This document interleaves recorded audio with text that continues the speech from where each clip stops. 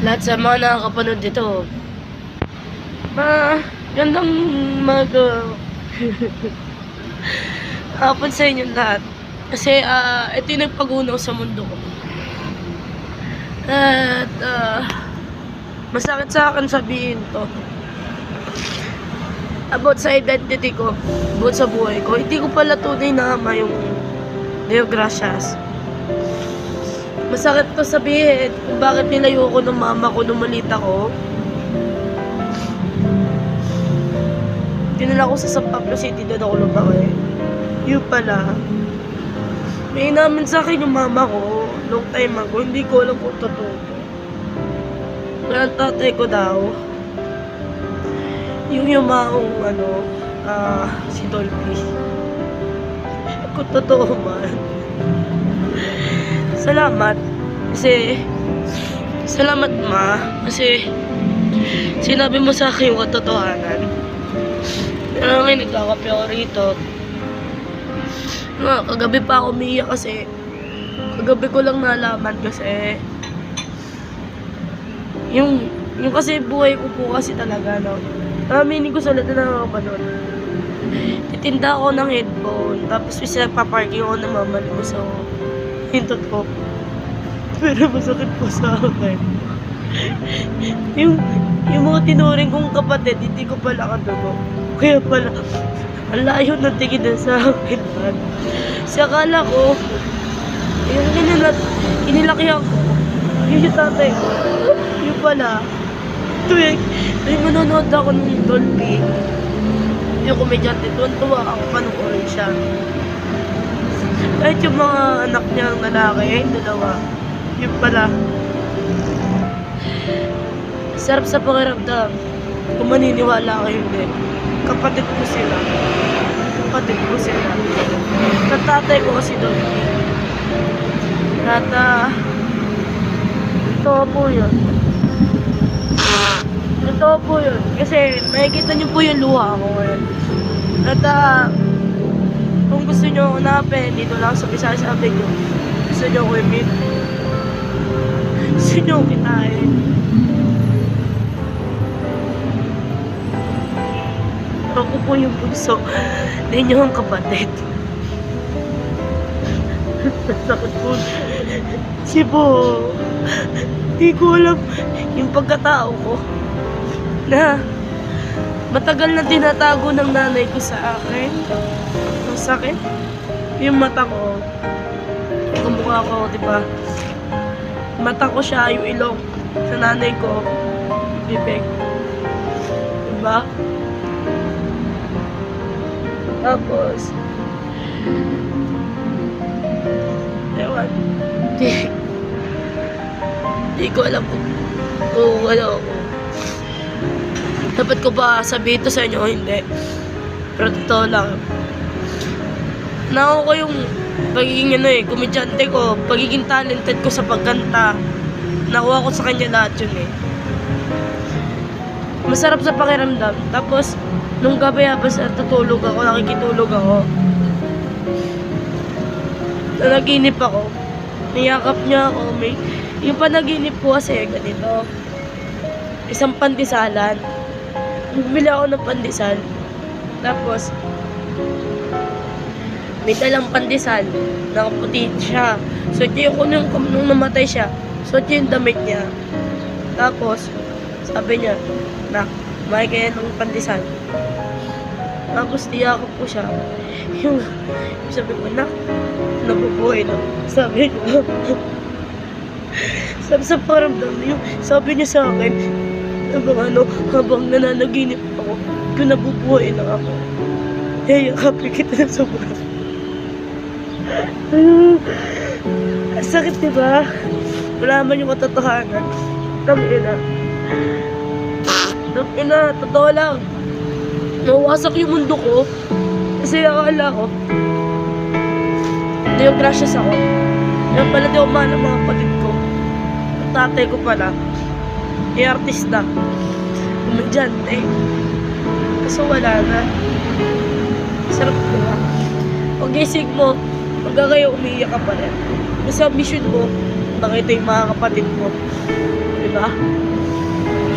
Ah. Kaya kayo dyan, may mga bagay na hindi naiintindihan. Yung mga bagay. Yung mama ko, aminin ko, yung mama ko, ano kasi yun eh. Ako yung nagmana ng pagkatao ng mama ko, pero iba yung pagkatao ko. Medyo mabait ako.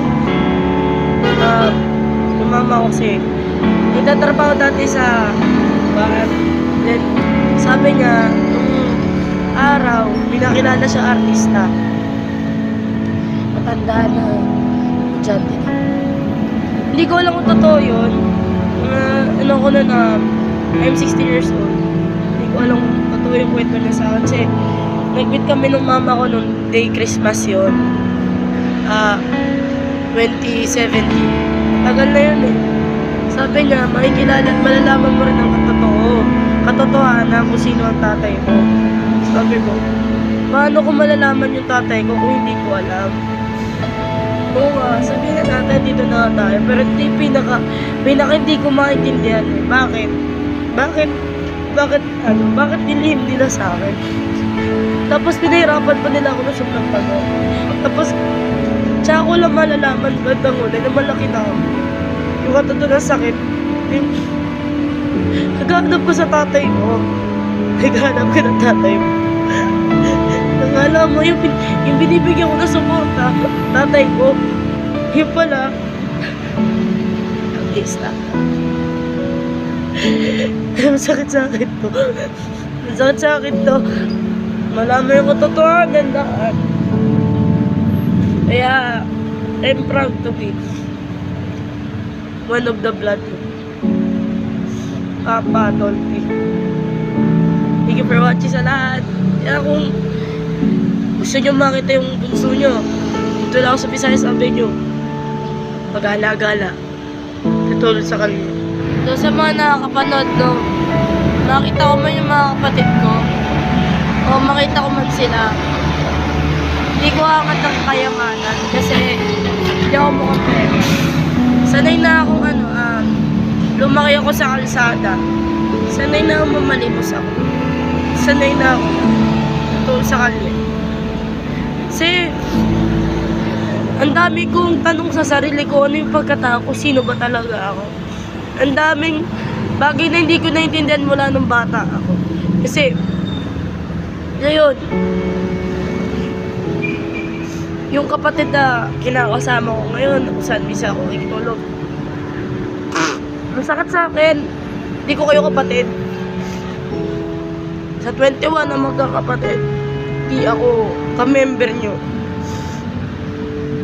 Ako ay hindi nyo kapatid. Pero maraming salamat sa pag-uuruga nyo sa akin, pagmamahal nyo sa akin bilang tinuring nyo akong kapatid ninyo. Mahal na mahal ko kayo. Sa mga taong hindi nakakaintindi dyan, at lalo na sa lahat ng anak ni Papa, hindi ko kailangan ng yaman o tulong nyo. Makita ko lang masaya kayo at malaman yung katotohanan. Masaya na ako. Kasi ang importante sa akin, malaman yung totoo. Malaman na okay kayo, masaya kayo. Masaya na ako sa inyo. Kasi yung iba, gusto nila ako magsira ulo. Gusto nila ako maging masama kasi maraming dinadoubt yung mga tao sa akin. Pero mas gusto ko yung malaman ng buong mundo. Malaman ng buong Pilipinas to. Malaman nyo na okay ako. Masaya ako na nakikita ko kayo lagi. Lalo na yung anak ni Papa. Yung dalawa. Yung isang single. Pati yung pa yan. Yung ramdam mo yung pag nakikita mo sila natutuwa kasi kuya mo pala. Kadugo mo pala. Kaya pala, ba't yung mukha ko? Yung mukha nito? Kamukha ko? Bakit? Ito, parang tuwan-tuwa ako tuwing makikita sila. At si Dolphy, gusto ko yung mga pelikula. Yung pala, tatay ko. Ayun, gumunaw sa mundo ko na hindi ko maintindihan kung paano nangyari yun. Kinuwento pa sa akin lahat ng mama ko. Kagabi, nag-meet kami. Inamin lahat sa akin. Nag-inom kami ng mama ko. Dila sa may labay. Tapos, inom ulit kami ng mama ko sa Makati. Sinabi niya na, masarap sa pakiramdam yun. Lahat. Kahit sa chat, nabi mo yung tatay mo. Dumalaw ko sa libi niya. Taka sa mga kapatid mo. Alamin mo kung nasaan sila, sabi ng mama ko. Kasi yung mama ko may sakit na rin. And, so, yung tunay ko nanay, then, yung nag-alaga din sa akin, shoutout sa Barleta family. Ito yung nakakawasak na mundo. Sa katotohanan, na hindi si Jetro ang tatay ko. Kaya pala layo ng, kasi ang turing sa akin ng tatay ko yan. Niligawan ako, hindi tunay na, hindi turing sa akin, anak. Kaya pala yung tukso ng dugo, ang layo. Kasi, ang mukha ko din itong mga kapatid ko eh. Yung pala hindi ko sila kadugo. Ang kadugo ko pala, itong mga artista. Diba? Sarap sa pakiramdam, putang ina. Gusto mo silang makita, yung matuwa ka sa totohanan, na hindi naman pa peke. Kasi, masarap eh. Makita sila, kompleto sila, masaya sila. Kaya pala, all these years, lagi akong nanonood sa kanila, tuwa-tuwa ako sa kanila, tuwa-tuwa ako sa mga to. Dahil kay Shasha, yun pala, kadugo ko, kapatid ko rin yung nasa Showtime. Sakit yung malaman totoo. Yung pala, kaya pala, yung mga tao, tuwa-tuwa sa akin, pati si Vice, pati yung artista. Yung pala yun. Yung pala yun. Kasi mararamdam mo yung luksong dugo.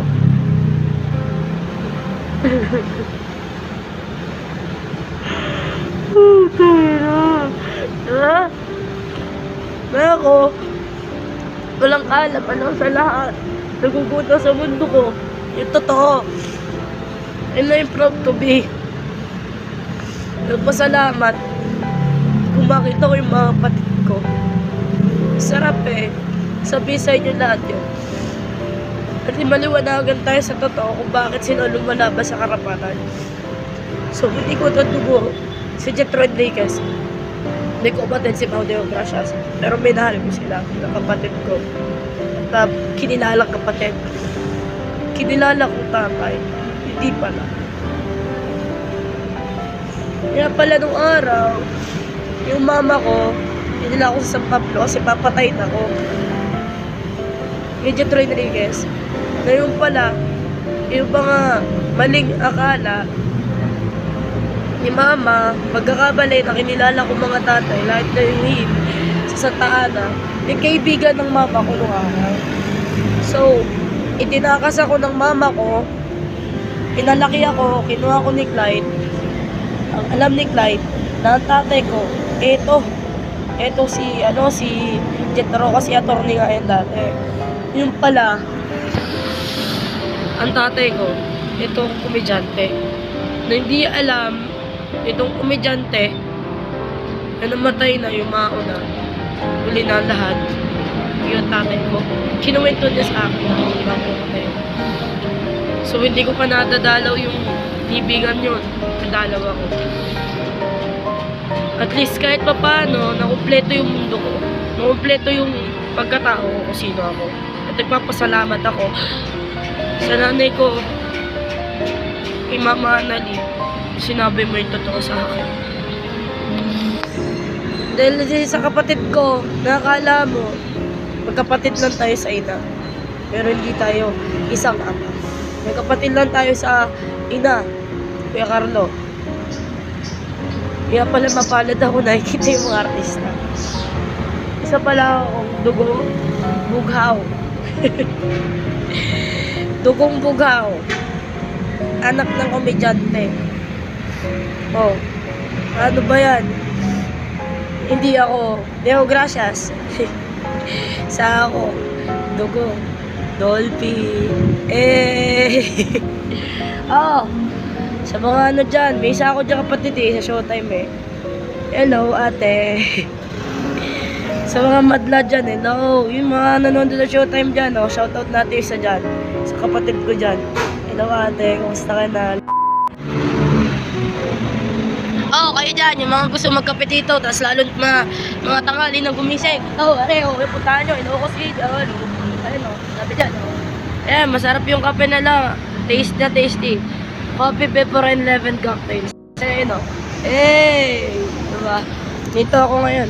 Tara, kape tayo!